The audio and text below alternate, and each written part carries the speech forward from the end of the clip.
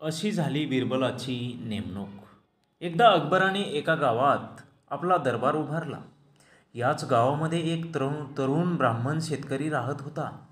बादशहा अकबराने अशी घोषणा केली की जो कलाकार बादशहाचे जिवंत चित्र तयार करेल त्याला बक्षीस म्हणून 1000 सोन्याची नाणी देण्यात येतील. ही घोषणा ब्राह्मण शेतकऱ्याने ऐकली. निश्चित दिवशी बादशहाच्या दरबारामध्ये कलाकारांची गर्दी झाली. प्रत्येकाच्या हातात बादशहाचे झाकलेले चित्र होते. दरबारामधील प्रत्येकजण हे जाणून घेण्यास उत्सुक होता की 1000 सोन्याची नाणी कोणाला मिळतील.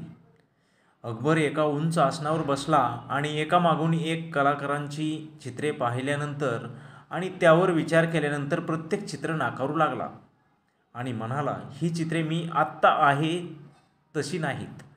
जेव्हा ब्राह्मण शेतकऱ्याची वेळ आली तेव्हा अकबर अस्वस्थ झाला आणि म्हणाला, तू सुद्धा इतरांसारखे चित्र आणले आहेस का? पण ब्राह्मण शेतकरी शांत आवाजात म्हणाला, बादशहा, स्वतःला यामध्ये बघा आणि समाधानी व्हा. आश्चर्याची गोष्ट म्हणजे ते राजाचे चित्र नव्हते तर ब्राह्मणाच्या कपड्यामधून निघालेला एक आरसा होता. हे पाहून सर्वजण म्हणाले, हेच आहे राजाचे सर्वोत्कृष्ट चित्र. अकबराने त्या ब्राह्मणाचा सन्मान केला आणि त्याला 1000 सोन्याची नाणी बक्षीस म्हणून दिली. बादशहाने शासकीय शिक्का असलेली अंगठी त्याला दिली आणि आपल्या राजधानीमध्ये आमंत्रित केले. तोच ब्राह्मण शेतकरी पुढे जाऊन अकबराचा विश्वासपात्र बिरबल बनला.